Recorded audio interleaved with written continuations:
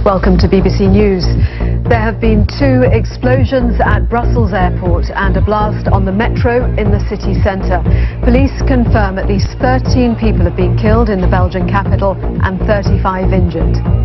There was a huge explosion which shattered all the glass from the front of the airport. Belgian media say suicide attackers are responsible for the explosions. Brussels is now on its highest level of terror alert. The city is in lockdown.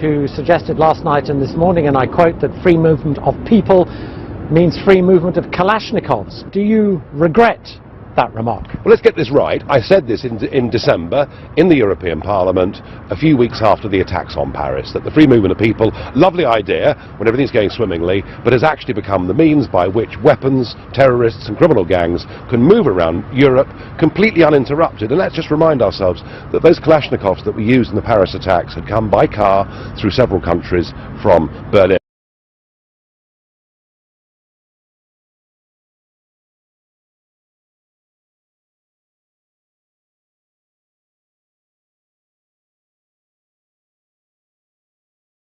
And the hunt is still on for the brother of one of them, Brussels-born Salah Abdeslam. He was stopped by police in the hours after Friday's attacks close to the border with Belgium, but then he was let go.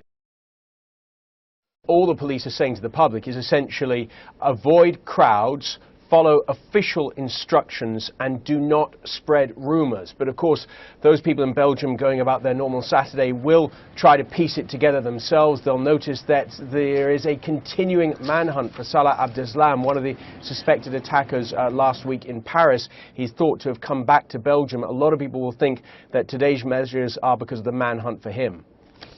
At the moment, no deadline as to when this closure of the metro system will be taken back.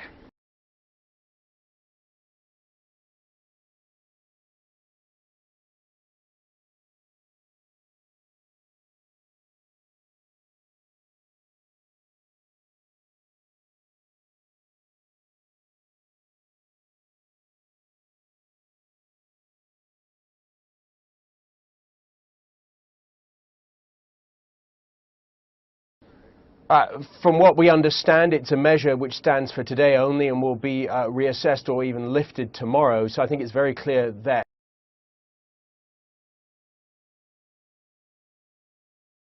from what we can gather, the authorities are clearly working on something with a deadline today, and they don't want to take any chances. This is the first time that that Brussels has been at this particular highest terror alert since 2007.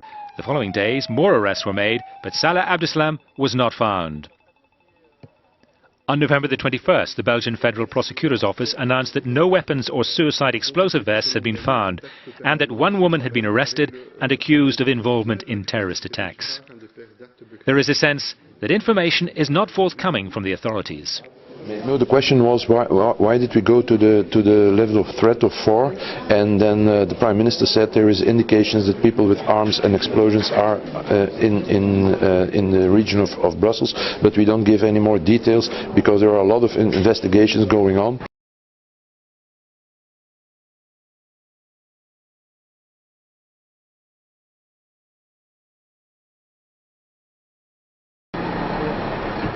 Despite the media blackout, 16 arrests were made after 19 raids on the night of Sunday, November the 22nd in Molenbeek, and also in Liège and Charleroi, all in connection with the Paris attacks.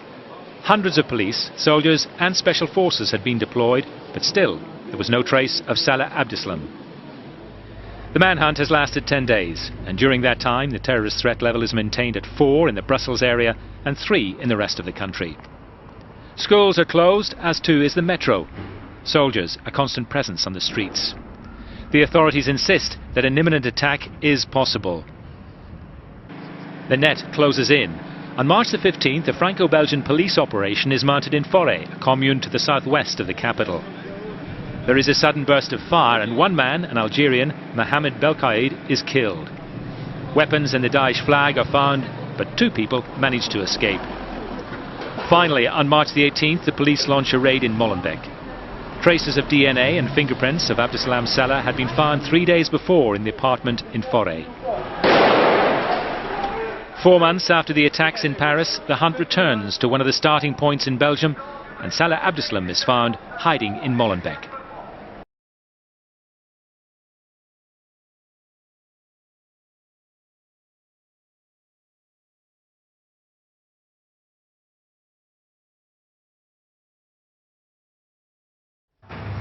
It took 2 days of intense talks between 28 world leaders. There were disagreements, delays, and very little sleep.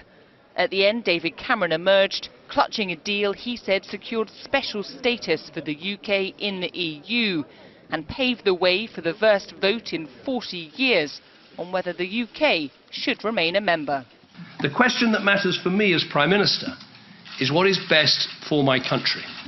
How as a country are we stronger, safer, better off? The British people must now decide whether to stay in this reformed European Union or to leave.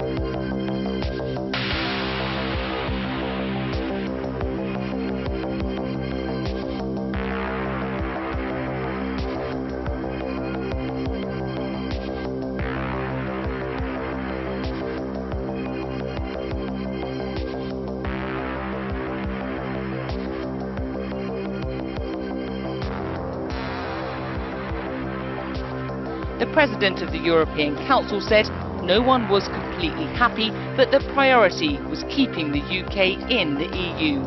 These were attacks in Belgium. They could just be attacks, just as well be attacks in Britain or in France or Germany or elsewhere in Europe, and we need to stand together against these appalling terrorists and make sure they can never win. I've chaired a meeting of COBRA here in London to make sure that we're doing everything we can to enhance our own security, and there'll be increased police presence at ports, airports, underground stations and international railway stations, as you'd expect. I give first the floor to Mr. Juncker. Yes, ladies and gentlemen, it's my pleasure to welcome the Secretary General of NATO in this House. It was, like always, an excellent meeting. Our meetings are always excellent, be it by phone or physically. That a stronger European Union means a stronger NATO, and a stronger NATO means a stronger European Union, and so we are working hand in hand, mano in mano. Thank you. Thank you so much, and good afternoon, and President Juncker, Jean-Claude, it's great to see you again. And as you just said, we had an excellent meeting, and we also have an excellent cooperation, you and I, and we are also now in the process of developing a better and more close cooperation between NATO and the European Union.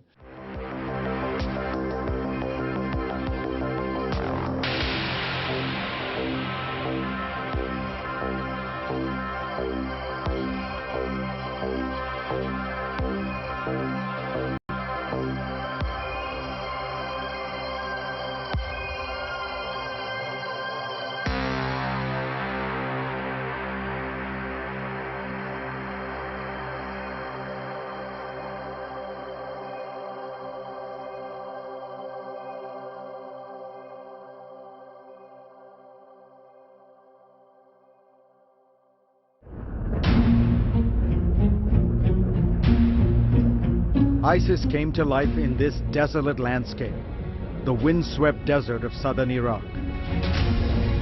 This is Camp Bucca, an American prison.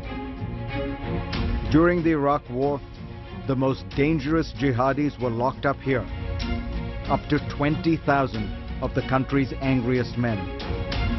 Some Americans who worked at Camp Bucca called it simply Camp Hell. Now this is Camp Bucca. Major General Doug Stone was brought in to fix Camp Bucca. Even he was wary of the inmates. Here he is giving CNN's Nick Robertson a tour in 2008. We've got about 2,000 identified Al-Qaeda here in the theater internment facility. They are hard to break. You've got shields up here to protect us. Everyone down here is crowded around looking at us now. Right. But this is not a place that you want to hang around. So we really don't want to stand here that much longer because they will now organize around us. There were beatings, unexplained prisoner death, and several dangerous jihadis escaped.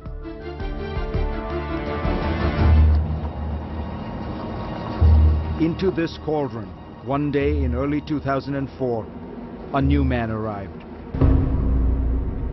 We know him now as Abu Bakr al-Baghdadi, the leader of ISIS. And yes, he was in American custody during the Iraq War. Al-Baghdadi has shown his face publicly only once. Assalamu alaikum. Last year, when he gave a sermon to his followers.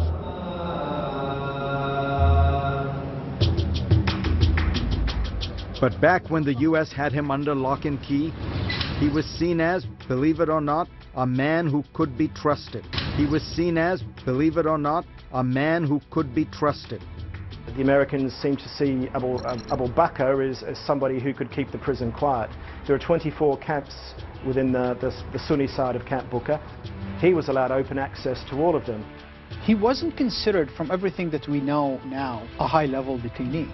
And he was allowed to, lead prayers. He was allowed to give religious lessons. The future leader of ISIS was giving other inmates lessons on Islam. Those inmates were jihadists, or former Baathists, henchmen of Saddam, or simply common criminals. But it most assuredly was a jihadist university. Unquestionably. One thing is clear. Al-Baghdadi went through a transformation at Camp Bucca. Baghdadi was an average person. He was just a Sunni foot soldier when he was arrested by the Americans. But by the time al-Baghdadi left, he was someone else. All we know is that Baghdadi became an entirely different creature in terms of radicalization, in terms of militarization, in terms of building a huge network of militants in the prison.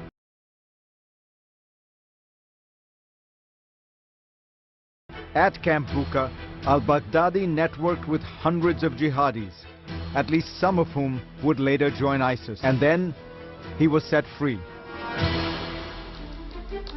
The future leader of ISIS was recommended for unconditional release by a military review board in December 2004. They did not consider him a threat.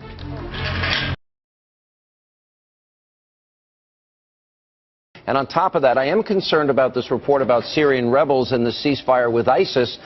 Senator Paul, that's not true.